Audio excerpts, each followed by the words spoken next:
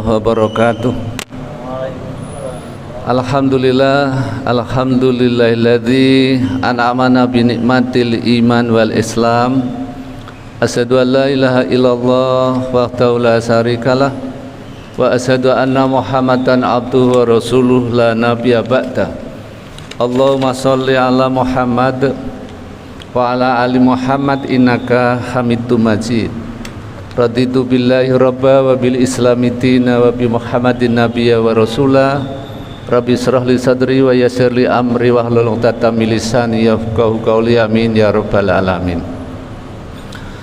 Jamaah salat duhur yang saya hormati, marilah kita bersyukur pada Allah Subhanahu wa taala yang telah memberikan nikmat dan karunia-Nya kepada kita semua, sehingga di tengah-tengah kesibukan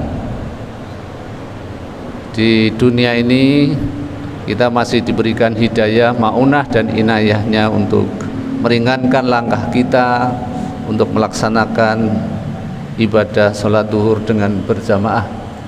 Semoga Allah Subhanahu wa taala menerima dan mengabulkan doa-doa kita. Bapak Ibu yang saya hormati, di beberapa media akhir-akhir ini kita sering mendengar adanya berita kebohongan, ya. Saya ingin mencoba untuk mempelajari bersama apa itu kebohongan, lalu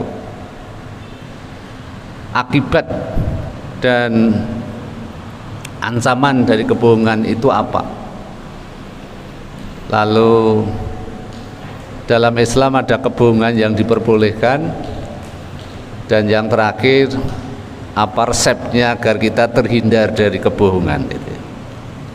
Jadi mudah-mudahan sekilas ini bisa merangkum beberapa hal yang kami sampaikan tadi. Bapak Ibu yang saya hormati, bohong itu kalau menurut ahli sunnah itu memberikan kabar tentang sesuatu yang berbeda dengan kenyataan. Itu baik itu mengetahui, disengaja atau tidak. Nah, kata lain atau istilah lain, bohong itu ada tipu, ada dusta, ada gombal gitu ya, ada bual gitu ya. Yang sudah barang tentu penggunaan kata itu sudah barang tentu berbeda sesuai dengan kepentingannya. Misalkan ada seorang pemuda yang berjanji ya kepada teman kekasihnya untuk dibawakan bunga ya, pujaannya, lalu dia tidak tepat janjinya itu, atau tidak menepati janjinya itu, atau tidak membawakan bunga yang menjadi kesayangannya itu namanya biasanya itu janji gombal gitu ya, atau mungkin bual gitu ya. Tapi biasanya kalau tipu atau mungkin tipu atau apa yang kata lain ya, dusta ya, itu biasanya terkait dengan upaya untuk mencari keuntungan pribadi ya, atau kepentingan pribadi ya. Itu. Tetapi ada cara yang mendasar untuk berbohong, itu adalah menyembunyikan informasi atau memalsukan informasi. Itu ya mungkin sesuatu hal yang mendasar itu. Jadi menyembunyikan informasi dan memalsukan informasi. Nah, kalau itu yang terjadi, sebetulnya itu merupakan pemborosan yang luar biasa ya, pemborosan yang luar biasa, dan akan menimbulkan kebohongan-kebohongan yang baru. Saya katakan itu pemborosan yang luar biasa dan akan menimbulkan kebohongan-kebohongan yang baru. Misalkan saya ambil contoh, misalkan kasus pembunuhan Vina itu sejak tahun 16 itu sampai sekarang. Itu kan karena menyembunyikan ya, menyembunyikan informasi atau menyembunyikan kebenaran atau memalsukan ya, memalsukan informasi itu. Itu. Bapak Ibu yang saya hormati, motivasi seorang untuk melakukan bohong itu biasanya ada beberapa macam ya. Ada yang sekedar iseng.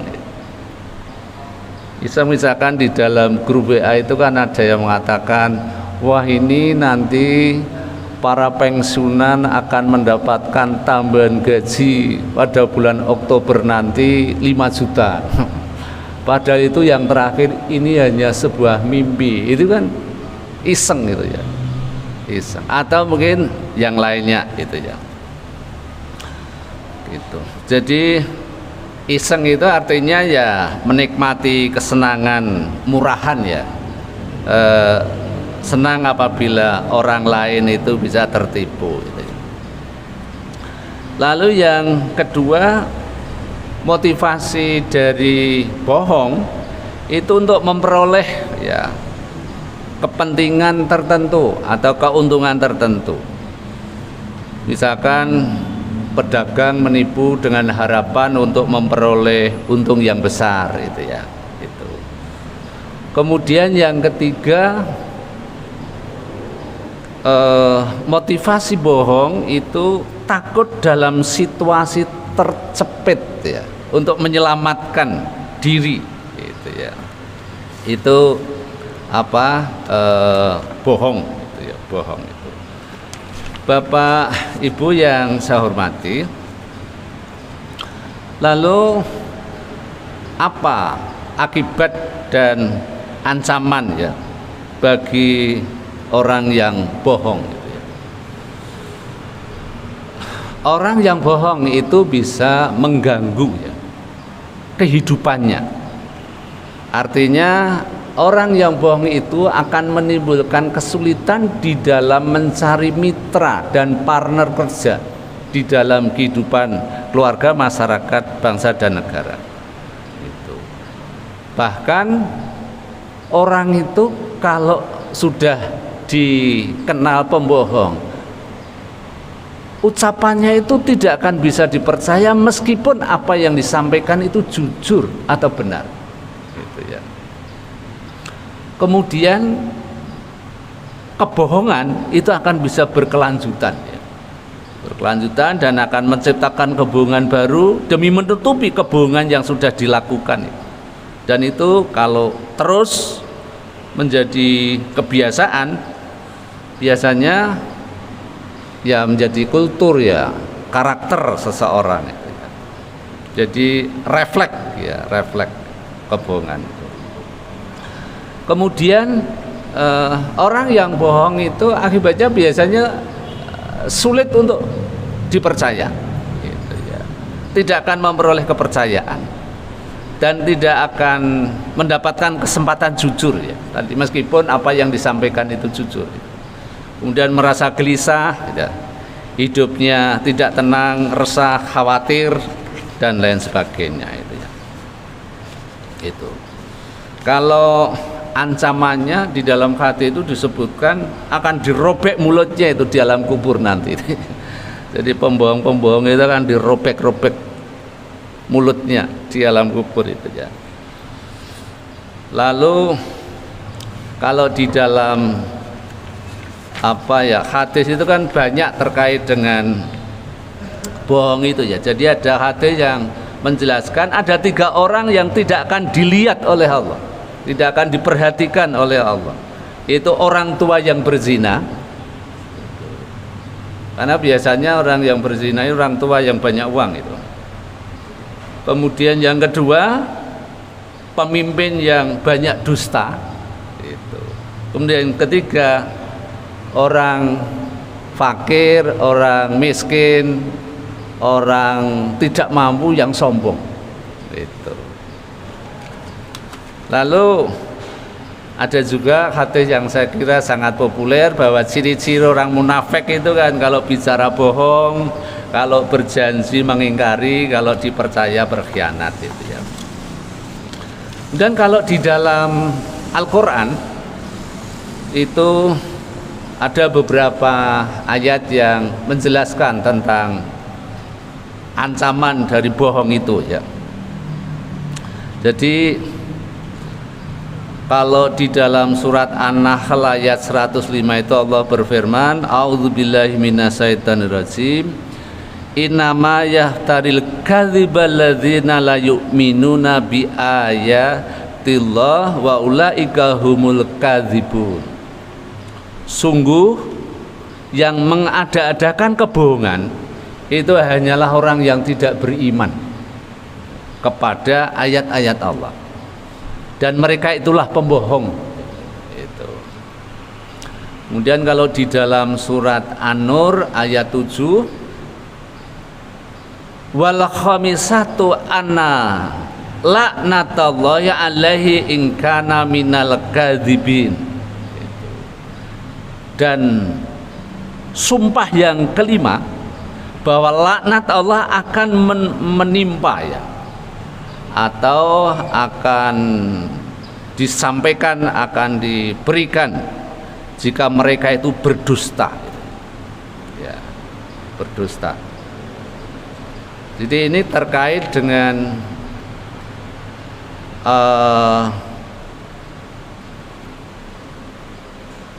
orang yang menuduh istri berzina, itu kan syaratnya harus menghadirkan 4 saksi gitu ya. Kecuali kalau digerebek. Nah, kalau digerebek kan juga ada saksinya itu ya. Itu. Kemudian kalau di dalam surat Az-Zumar ayat 3, innallaha la yahdi man huwa kadzibun kafar. Itu. Sungguh Allah tidak akan memberikan petunjuk kepada pendusta dan orang-orang yang sangat ingkar. Jadi orang yang pendusta, orang yang ingkar itu tidak akan mendapat petunjuk dari Allah Subhanahu wa taala di dalam hidupnya. Lah orang yang tidak mendapatkan petunjuk dari Allah, hidupnya ya sasar susur. Kebijakannya menjadi blunder, serba salah. Itu ya. Itu. Kemudian kalau di dalam surat Al-Baqarah itu ayat 10 dan 42 yang berbunyi a'udzubillahi minasyaitonirrajim fi qulubihim maradun fazadahumullahu marada walahum adzabun alim bima kanu yakdzibun. Dalam hati mereka itu ada penyakitnya. Jadi orang yang pembohong itu dalam hatinya ada penyakitnya. Penyakitnya apa?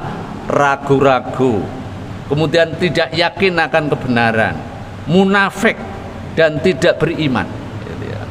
Lalu Allah menambah penyakitnya itu dan mereka mendapatkan azab yang pedih karena mereka berdusta. Jadi orang yang berdusta itu akan memperoleh azab yang pedih. Sedangkan yang ayat 42, wala talbisul haqqu bil batil wa taktumul haqqa wa antum ta'lamun.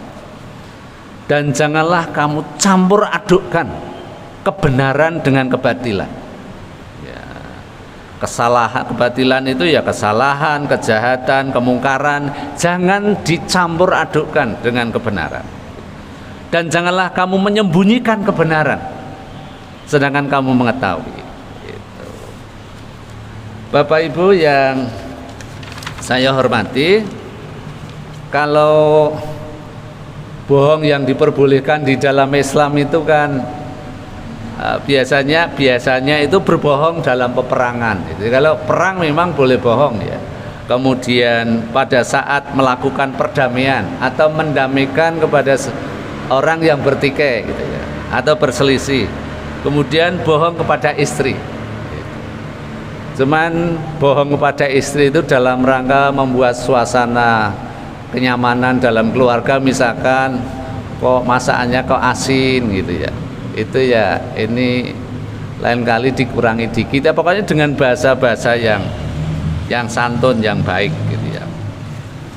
Kemudian yang terakhir, Bapak Ibu yang saya hormati, bagaimana cara menghilangkan kebiasaan berbohong itu. Ini Bapak Ibu yang saya hormati, karena kebohongan itu merupakan tadi kan penyakit hati ya. Oleh karena itu kita harus, yang pertama itu harus menyadari alasan kamu berbohong itu apa. Karena berbohong itu kan menimbulkan seseorang itu tidak berdaya ya, tidak percaya diri. Jadi orang yang bohong itu karena tidak percaya diri, merasa tidak berdaya, apa ya, mungkin minderan gitu ya, tidak mampu melakukan sesuatu, apa mungkin tidak pede gitulah gitu. Dia menggunakan kebohongan itu untuk menutupi kekurangannya.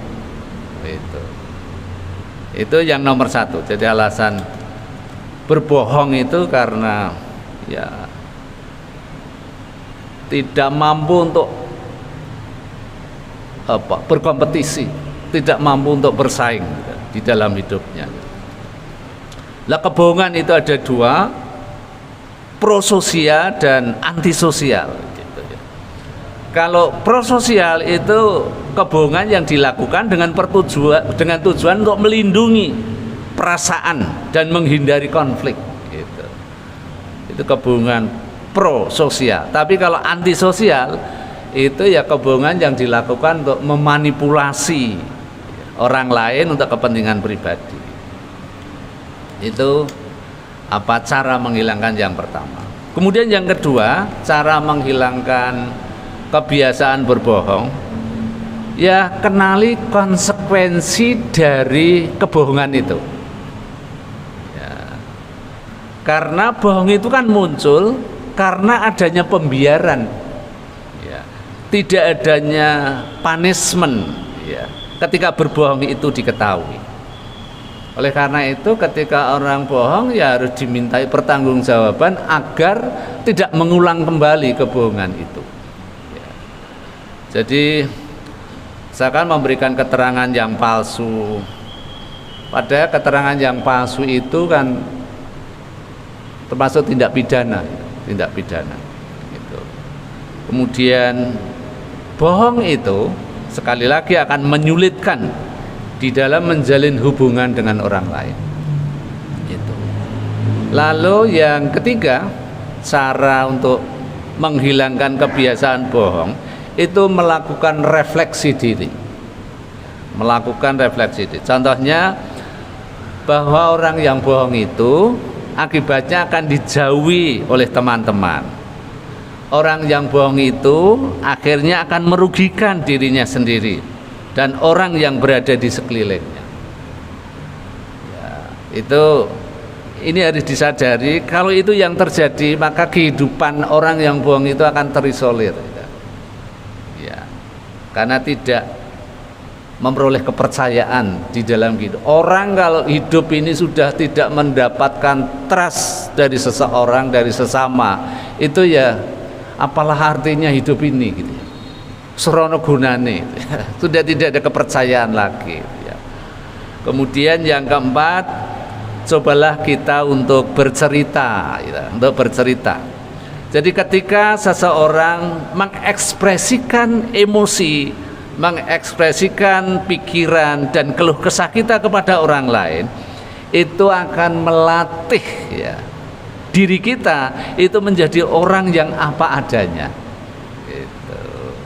Jadi curhat itu akan mengetahui kelemahan dan kelebihannya kita di waktu yang bersamaan. Artinya ketika kita tahu kelemahannya, maka kita harus segera untuk memperbaiki kelemahannya itu, sehingga kelemahannya itu tidak akan berlangsung lama, akan segera teratasi. Jadi curhat itu penting ya, bercerita itu penting.